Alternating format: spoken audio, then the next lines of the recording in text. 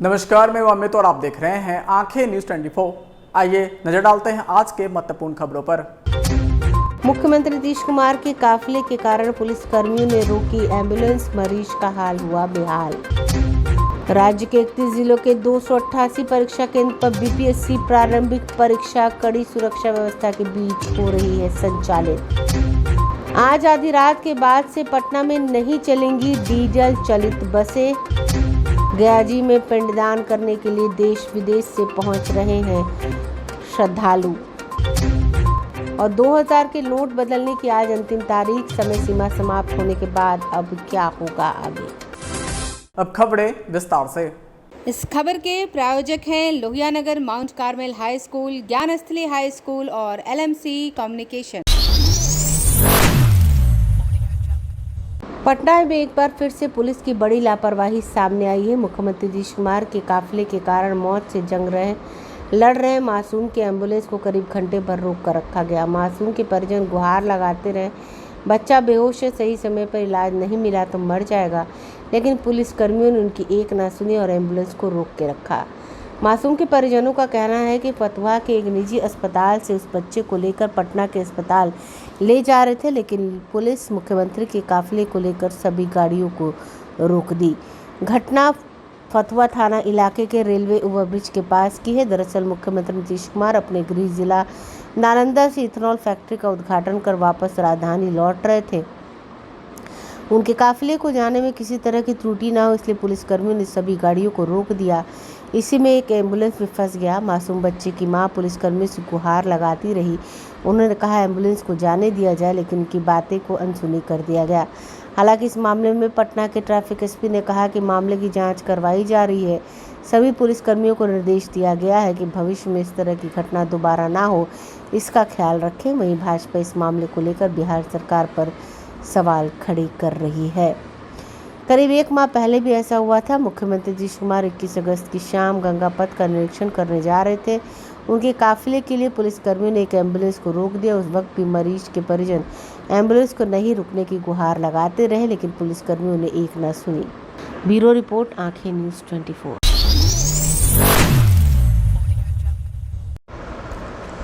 बिहार लोक सेवा आयोग की 59वीं सीसीई प्रारंभिक पीटी परीक्षा शुरू हो चुकी है। यह परीक्षा बिहार के 31 जिलों के मुख्यालयों के 488 केंद्रों पर ली जा रही है।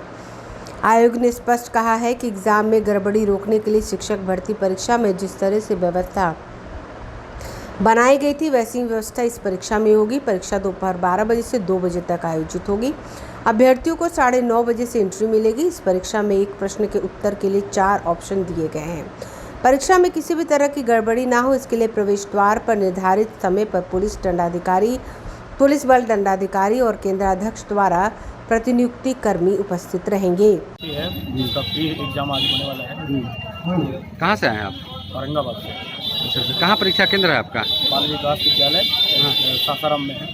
अच्छा, मतलब किस चीज़ का ये है एग्जाम? 69 बीपीएससी है। इसका प्री आज होने वाला है। क्या नाम है आपका? सुधांशु। पटना में कुल 35 परीक्षा केंद्र बनाए गए हैं, जिसमें से कुल 20,980 अभ्यर्थियों के बैठने की व्यवस्था की गई। परीक्षा केंद्र में अभ्यर्थियों का एडमिट कार्ड के बार कोडिंग स्कैनिंग के बाद फोटोग्राफ का मिलान करने के बाद ही एंट्री मिलेगी। बिहार लोक सेवा आयोग ने कहा है कि परीक्षा को लेकर किसी तरह की अफवाह फैलाने वालों पर विशेष नज़र रखी जाएगी। अगर कोई ऐसा करते पकड़ा जाता है तो उन पर कड़ी कार्रवाई होगी। साथ ही फर्जी प्रश्न वायरल करने वाले गैंग पर भी सोशल मीडिया और अन्य माध्यम से बिहार पुलिस की विशेष नज़र रखी जा रही है। इधर सासाराम में भी बीपीएससी की प्रारंभिक परीक्षा पूरी सुरक्षा और तमाम व्यवस्थाओं के बीच आयोजित हो रही है। सासाराम में इसके लिए कुल 15 केंद्र बनाए गए हैं, जहां सुबह 9:30 बजे से ही परीक्षार्थियों का प्रवेश दिया जा रहा है। साथ ही किसी भी तरह का गैजेट साथ नहीं ले जाने की इजाज़त है। सवेरे से ही परीक्षार्थी परीक्षा केंद्र में पहुंच गए हैं। बारी बारी से परीक्षा केंद्र में सभी प्रवेश कर रहे हैं। ब्यूरो रिपोर्ट, आंखें न्यूज 24। आज आधी रात के बाद से पटना शहरी क्षेत्र में डीजल से चलने वाली सिटी बसों पर रोक लगनी है। परिवहन विभाग की अधिसूचना के अनुसार 30 सितंबर की आधी रात के बाद पटना नगर निगम के साथ दानापुर, खगौल और फुलवारी शरीफ में डीजल चलित सिटी बसें नहीं चलाई जाएंगी। विभागीय निर्देश को देखते हुए जिला परिवहन कार्यालय ने भी डीजल बसों के परिचालन पर रोक की तैयारी शुरू कर दी है।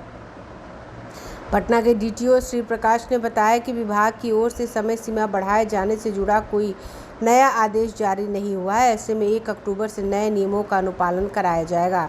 पटना और आसपास के शहरी इलाकों में बढ़ते प्रदूषण को देखते हुए परिवहन विभाग ने मार्च में ही इसकी अधिसूचना जारी की थी। इसमें कहा गया है, डीजल से चलने वाली सिटी बसों की तुलनात्मक रूप से अधिक प्रदूषित गैस का उत्सर्जन होता है, जो नागरिकों के स्वास्थ्य पर प्रतिकूल प्रभाव डालता है। इस कारण सार्वजनिक सुरक्षा और सुविधा के दृष्टिकोण से ऐसे वाहनों का परिचालन चरणबद्ध तरीके से प्रतिबंधित किया जाएगा। डीजल चलित बसों पर रोक का आदेश 30 सितंबर की मध्य रात्रि से लागू हो जाएगा। अगले 2 दिन अवकाश है। ऐसे में विभाग के स्तर से समय सीमा बढ़ाए जाने की संभावना कम है। विभाग ने डीजल सिटी बसों की जगह सीएनजी बसों को बढ़ावा देने की योजना बनाई है।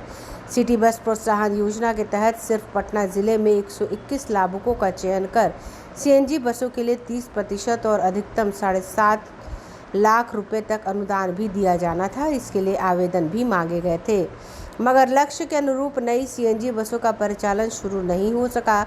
डीजल चलित ऑटो पर पहले से ही रोक प्रदूषण को देखते हुए परिवहन विभाग ने पहले ही पटना शहरी क्षेत्र में डीजल चलित ऑटो पर रोक लगा रखी है। पटना, फुलवारी शरीफ, दानापुर और खगौल में डीजल से चलने वाले ऑटो पर पूर्णतः प्रतिबंध है। इसकी जगह सीएनजी और बैटरी चलित ऑटो को बढ़ावा दिया जा रहा है। ब्यूरो रिपोर्ट, आंखें न्यूज़ 24। समाचारों में वक्त हो चुका है एक छोटे से अंतराल का। I am Shalini Singh, principal of Ludhiana Mount Carmel School. Here in our school, we give best education and good environment to our students, where they can learn well. We provide here well-equipped lab, well-equipped, well-stocked library. We have here well-trained teacher also.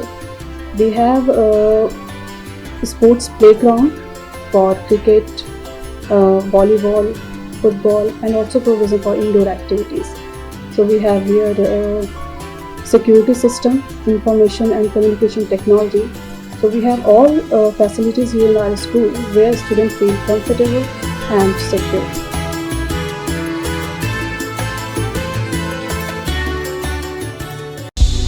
क्या आप पत्रकारिता के क्षेत्र में अपना career बनाना चाहते हैं? तो आज ही Royal Ashoka Institute of Mass Communication and Journalism में अपनी जगह सुनिश्चित करें।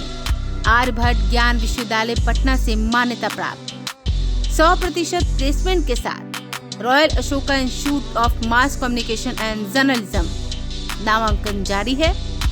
हमारा पता है DS/16 गायत्री मंदिर के समीप, कंकड़ बाग, पटना 8,20,000। आप हमें संपर्क भी कर सकते हैं। हमारा मोबाइल नंबर है 9955456126। ब्रेक के बाद आपका फिर से स्वागत है।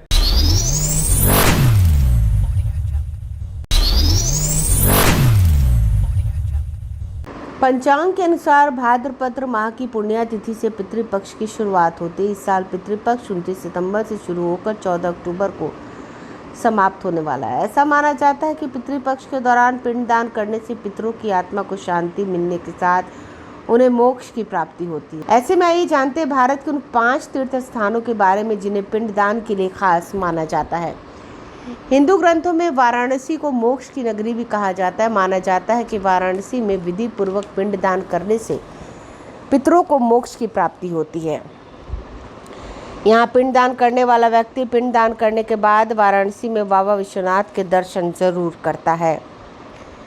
बिहार में स्थित बोधगया फल्गु नदी के तट पर बसा है। माना जाता है कि फल्गु नदी के तट पर पिंडदान करने से पितरों को स्वर्ग में जगह मिलती है और वो जन्म मरण के चक्र से मुक्त हो जाते हैं। इस तीर्थ का वर्णन रामायण में भी मिलता है। पिंडदान के लिए गया में 20 से भी अधिक जगह है। यह बोधगया से 13 किलोमीटर उत्तर तथा राजधानी पटना से 100 किलोमीटर दक्षिण में स्थित है। बद्रीनाथ में स्थित ब्रह्म कपाल घाट के बारे में कहा जाता है, यहाँ किया गया पिंडदान गया से भी 8 गुना अधिक फलदायी है। यहाँ पिंडदान और श्राद्ध करने से अकाल मृत्यु को प्राप्त हुए पूर्वजों की आत्मा को तत्काल मुक्ति मिल जाती है। बताया जाता है कि यह वही जगह है जहाँ भगवान शिव को ब्रह्म हत्या के पाप से मुक्ति मिली थी।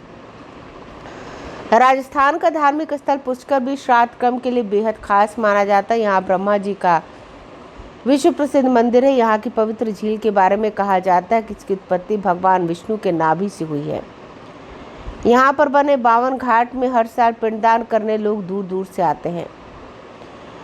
लोगों के बीच मान्यता है हरिद्वार में गंगा नदी के किनारे पितरों को तर्पण पिंडदान करने से पितरों को मोक्ष की प्राप्ति होती है। यहाँ पिंडदान के बाद लोग गंगा किनारे और मंदिरों में दर्शन करने जरूर जाते हैं। ब्यूरो रिपोर्ट, आंखें न्यूज़ 24। 2000 रुपये के नोटों को वापस लाने या बदलने की अंतिम तिथि आज है। भारतीय रिजर्व बैंक के अनुसार 1 अक्टूबर से बैंक नोट का मूल्य समाप्त हो जाएगा और यह सिर्फ कागज़ का एक और टुकड़ा रह जाएगा। केंद्रीय बैंक द्वारा 2000 रुपये के नोटों को चलन से बाहर करने की घोषणा के 4 महीने बाद अब नोट बदलने की तिथि समाप्त हो रही है। 30 सितंबर की समय सीमा के बाद भी 2000 रुपये के नोट वैध बने रहेंगे, लेकिन उन्हें लेन देन में स्वीकार नहीं किया जाएगा। 30 सितंबर की डेडलाइन के बाद नोटों को केवल आरबीआई से बदला जा सकता है।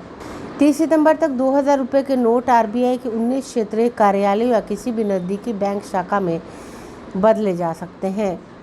आरबीआई ने 1 सितंबर को कहा था कि मई से अब तक करीब 93% करेंसी नोट बैंकिंग प्रणाली में वापस आ चुके हैं।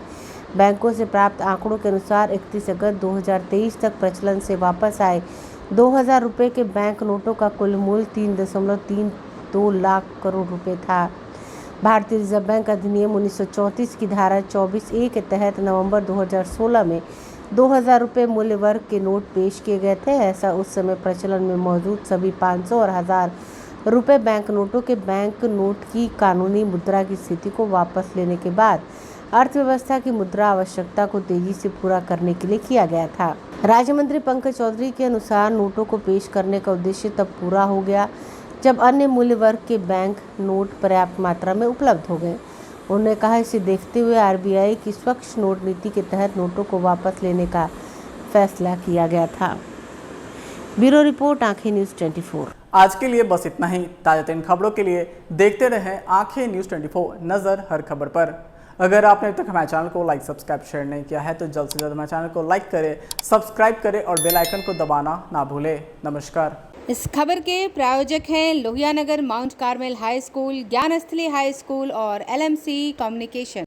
अगर आप भी अपने दुकान, प्रतिष्ठान, school, college, coaching centre, restaurant, cafe का विज्ञापन देना चाहते हैं, वो भी किफ़ायती दर पर, तो आंखें न्यूज़ 24 लेकर आया है आपके लिए एक सुनहरा मौका। आंखें न्यूज़ 24 न्यूज़ पोर्टल की दुनिया में बिहार का सबसे उभरता हुआ चैनल, जहां बिहार झारखंड से जुड़े तमाम बड़ी खबरें देखने को मिलती है। तो देर किस बात की, आज भी जुड़े आंखें न्यूज़ 24 के साथ। संपर्क करें हमारे व्हाट्सएप नंबर 8935876430 पर। क्या आप पत्रकारिता के क्षेत्र में अपना कैरियर बनाना चाहते हैं? तो आज ही Royal Ashoka Institute of Mass Communication and Journalism में अपनी जगह सुनिश्चित करें। आर्यभट्ट ज्ञान विश्वविद्यालय पटना से मान्यता प्राप्त 100% प्लेसमेंट के साथ royal Ashoka Institute of Mass Communication and journalism नामांकन जारी है। हमारा पता है DS/16 गायत्री मंदिर के समीप, कंकड़ बाग, पटना 8,20,000। आप हमें संपर्क भी कर सकते हैं। हमारा मोबाइल नंबर है 9955456126।